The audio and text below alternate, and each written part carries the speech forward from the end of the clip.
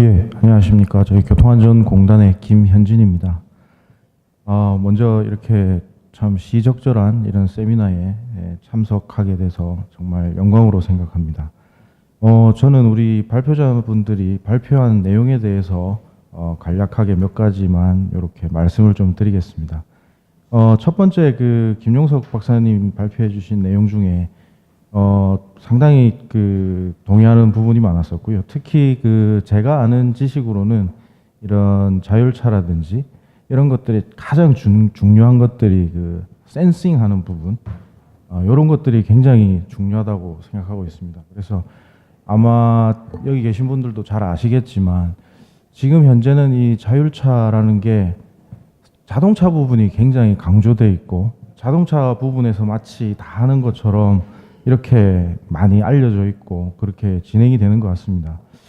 그래서 우리 도로 부분에서도 그 굉장히 할 일도 많고 특히 이런 센싱 부분에서는 그 발표 내용에도 있었습니다만 당분간은 자율차와 비자율차가 같이 공존하는 그런 시기이기 때문에 이 기존에 있던 어떤 뭐 표지판이라든지 노면 표시라든지 이런 것들이 기존의 운전자들도 잘 이것들을 따라서 운전을 해야 될 거고 자율차도 요거를 잘 센싱해서 할 수 있는 이런 기술들이 필요할 것 같습니다.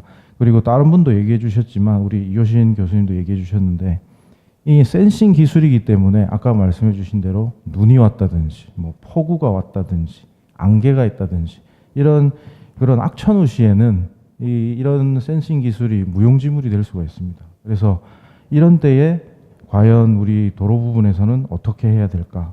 뭐 이런 것들이 중요하다고 생각되고요.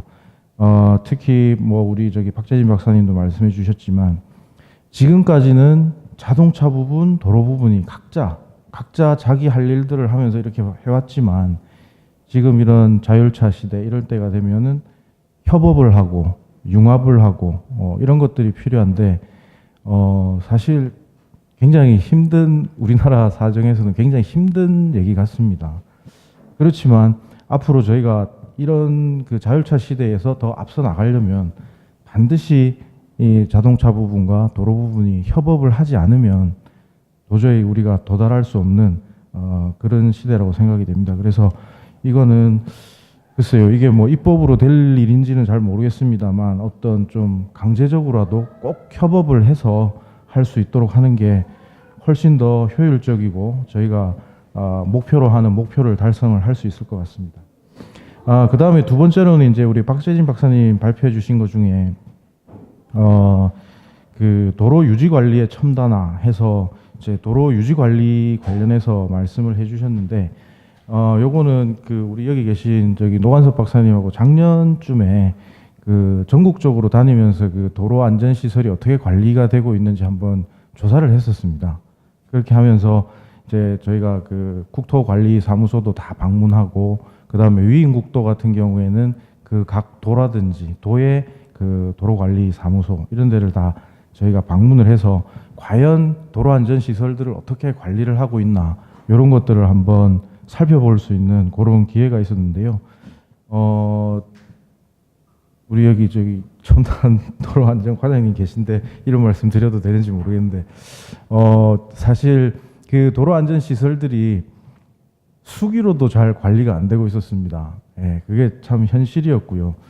그래서 참 우리나라가 이렇게 참 발전해 나가는 그 다른 분야는 정말 첨단을 달리고 있는데 참 그 저희가 제일 관심이 있는 이런 도로 안전 시설이라든지 뭐 이런 것들이 이렇게 수기로조차도 제대로 관리가 안 돼 있는 걸 보면서 참 이 어떻게든 앞으로 뭐 자연명 시대고 커넥티드하고 이렇게 해서 이렇게 나가는데 제일 기본이 되는 그 도로라든지 도로 안전 시설에 대한 이런 것들이 DB화도 돼 있지 않고 전혀 이게 있는지 없는지 히스토리도 전혀 관리가 안 되고 있어서 지금 제가 봤을 때 가장 먼저 필요한 게 지금 있는 안전 시설들 뭐 작은 것들은 빼고요. 좀 큰 것들이라도 좀 DB화해서 어디에 뭐가 있고 이걸 언제 또 우리가 교체를 했고 뭐 이런 것들이 좀 관리가 되는 게 제일 처음에 가야 될 첫걸음이 아닌가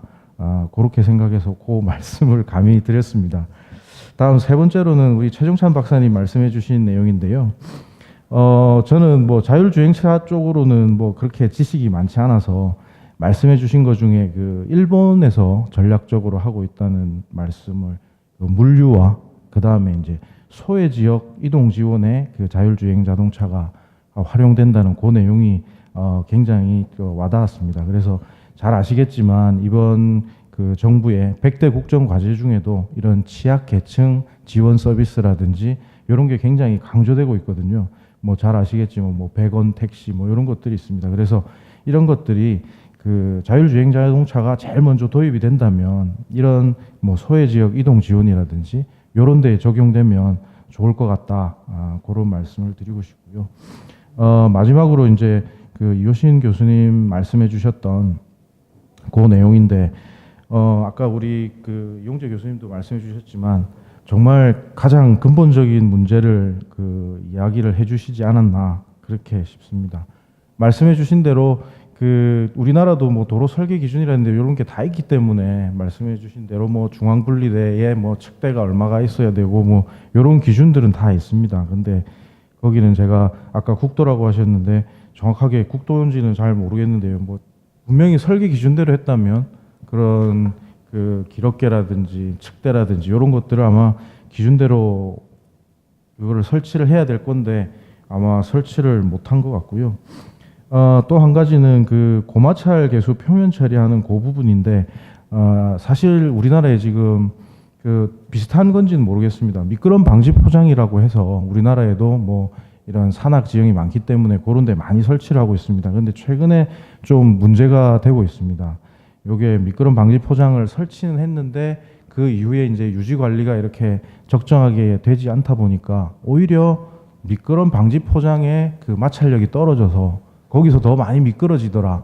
뭐 이런 말들이 많이 나오고 있습니다. 그래서 저희도 최근에 저희 공단에서 주로 그 사업용 자동차 쪽을 많이 다루고 있는데 그런 버스 운전하시는 분들이라든지 그런 분들이 실제 도로에서 오히려 미끄럼 방지 포장이 있는 데서 차가 너무 많이 밀리더라. 뭐 이런 내용들이 많아서 실제 뭐 실험도 하고 뭐 이런 것들이 있었는데요.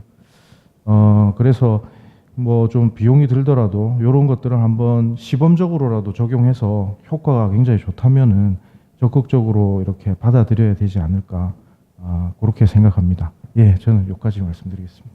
감사합니다. 예, 감사합니다.